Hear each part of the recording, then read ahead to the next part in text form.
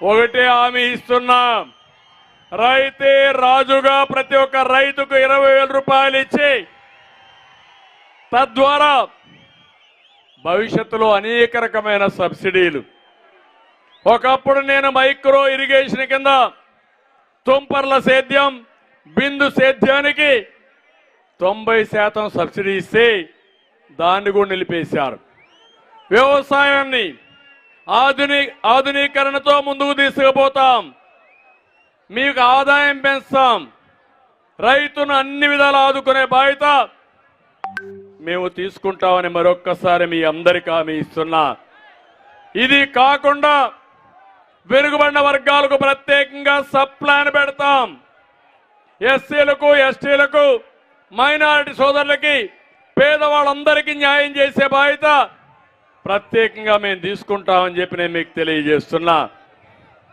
రాష్ట్రం అంతా హామీ ఇస్తున్నా, రక్షిత మంచినీటి పథకం ద్వారా ప్రతి ఒక్క ఇంటికి కొళాయి ద్వారా నీళ్లు ఇచ్చే బాధ్యత మేము తీసుకుంటాం.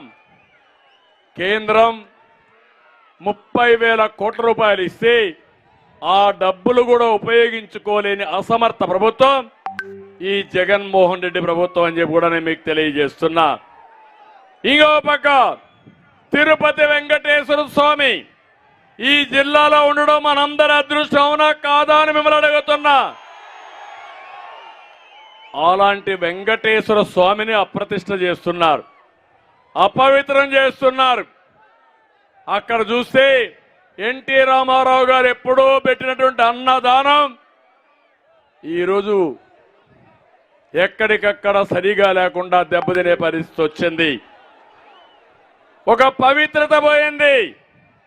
నేను ఒకటే చెప్తున్నా, వెంకటేశ్వర స్వామికి ఎవరైనా అపవిత్రంగాని చేస్తే, చెడు గాని కీలు గాని చేస్తే వాళ్ళని వదిలిపెట్టాం. అలాంటి వాళ్ళని తప్పకుండా శిక్షించే బాధ్యత కూడా తీసుకుంటామని హెచ్చరిస్తున్నా. వెంకటేశ్వర స్వామిని రాజకీయాలకు ఆడుకుంటున్నారు, పైరవులకు ఆడుకుంటున్నారు.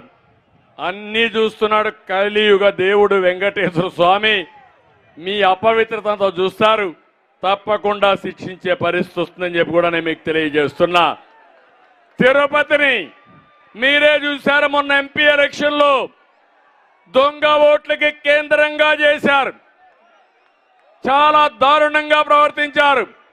మళ్ళీ ఈరోజు దొంగ ఓట్లకు శ్రీకారం చుట్టారు.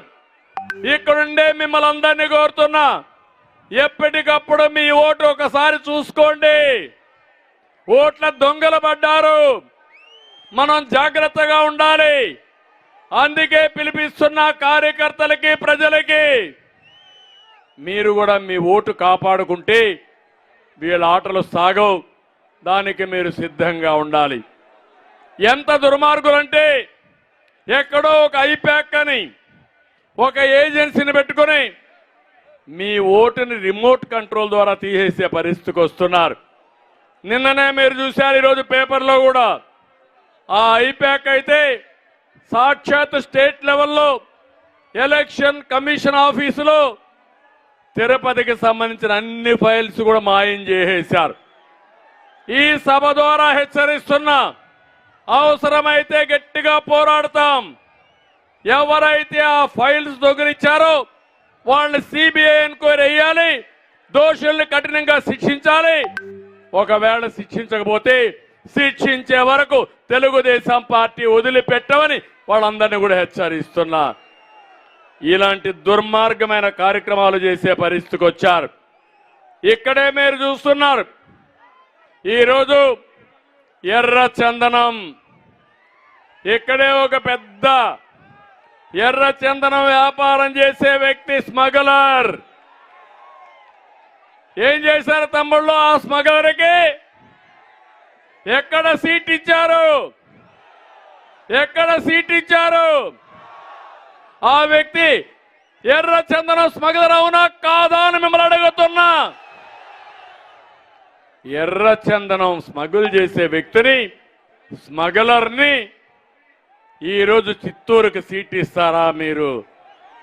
మీరు చిత్తూరుకి సీట్ ఇస్తే ఈరోజు కేవీపల్లి పీలేరు దగ్గర నడి రోడ్లో ఒక పోలీస్ కానిస్టేబుల్ ని గణేష్ అనే వ్యక్తిని కారుతో ఢీకొట్టి ఆయన చంపేసే పరిస్థితికి వచ్చారు. నేను అడుగుతున్నా మా పోలీసులకి, అయ్యా మీకేమైనా రక్షణ ఉందా అని మిమ్మల్ని అడుగుతున్నా. స్మగ్లర్లే రాజులైన తర్వాత ఇంకా పోలీసులు ఎందుకు తమ్ముళ్ళు అని మిమ్మల్ని అడుగుతున్నా. అదే తెలుగుదేశం పార్టీ హయాంలో ఎవరైనా సరే ధైర్యంగా రోడ్డు మీదకి వచ్చారా అని నేను అడుగుతున్నా మిమ్మల్ని. మనకు రోషం లేదా? ఎన్నో సంవత్సరాలుగా ఏదైతే నల్లమలై ఫారెస్ట్ లో వెంకటేశ్వర స్వామి సన్నిధిలో మనకు రెడ్ శాండ్లు ఏర్పాటైంది. ఇక్కడ ప్రత్యేకమైన వాతావరణం ఉంది. అదే మరిగా ఆ వాతావరణంలో రెడ్ శాండ్లు బాగా వస్తుంది. నేను దాన్ని పెంచడానికి ప్రయత్నం చేశా. మీకు అందరూ ఒకసారి గుర్తుపెట్టుకోండి, తమిళనాడు నుంచి స్మగ్లర్స్ వస్తే నేను ఆ రోజు స్పెషల్ టాస్క్ ఫోర్స్ పెడితే అడ్డం వస్తే చాలా స్పష్టంగా ఆ రోజు దాడి చేశారు, కొంతమంది చనిపోయారు. తెలుగుదేశం 5 ఏళ్లు ఒక్క తుంగ కూడా రెడ్ శాండిల్ స్మగిల్ జరగకుండా కాపాడిన పార్టీ తెలుగుదేశం పార్టీ. మళ్ళీ దొంగలు పడ్డారు, స్మగ్లర్స్ వచ్చారు, పోలీసులు చంపేస్తున్నారు. మొన్నే మీరు చూశారు, ఇక్కడనే ఒక చిత్తూరు దగ్గరనే తమిళనాడు నుంచి ఒక 50 కోట్ల రూపాయలు డబ్బులు తెస్తా ఉంటే దొంగలు పడి ఆ డబ్బులు దోచుకోకపోతే పోలీస్ కంప్లైంట్ ఇచ్చి పట్టుకోవాలనుకుంటే వాస్తవాలు బయట వస్తాయని భయపడిపోయి మళ్ళా సైలెంట్ అయిపోయారు, తేలుగుట్టిన దొంగ మారిగా. ఆ విషయాలు కూడా మీకు చెప్తాను. నేను ఒకటే మిమ్మల్ని అందరినీ కోరుతున్నా, ఇలాంటి దొంగలకు ఓటేస్తారా అని మిమ్మల్ని అడుగుతున్నా, స్మగ్లర్లకు ఓటేస్తారా అని మిమ్మల్ని అడుగుతున్నా. ఇంకా ఒక పక్క మీరు చూస్తే తిరుపతిని కేంద్రంగా టీడీఆర్ బాండ్లు అంటే ఉన్న నేల ఉన్నట్టు చూపించి ఇష్టానుసారంగా అమ్మేసే పరిస్థితికి వచ్చారు. ఈ వైఎస్ఆర్ కాంగ్రెస్ పార్టీని చూస్తే ప్రతి ఒక్క స్కీము కూడా ఒక స్కామ్. అది మద్యపాన నిషేధం ఒక పెద్ద స్కామ్. జే బ్రాండ్ల కోసం ఉచిత ఇసుక ఇస్తా ఉంటే ఇసుక విదే, స్మగ్లర్స్ వీళ్ళే, దొంగలు వీళ్ళే. ఏంటి అరాచకం? పోలీసులు నిర్వీర్యం చేశారు, పోలీసు వ్యవస్థను నిర్వీర్యం చేశారు. ఒకటే చెప్తున్నా, ఇక్కడున్నారు, ఒక్కసారి చిత్తూరు చుట్టుపక్కల చాలా అడవులు ఉన్నాయి, ఇక్కడ గ్రనైట్ ఉంది.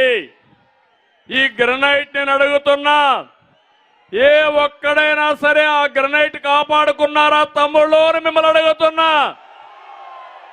లేదు అంటే గట్టిగా చప్పట్లు కూడా చెప్పండి. ఆ గ్రనైట్ ఓనర్లందరూ ఈ పాపాల పెద్దిరెడ్డికి కప్పం కడుతున్నారు, అవునా కాదా అని మిమ్మల్ని అడుగుతున్నా.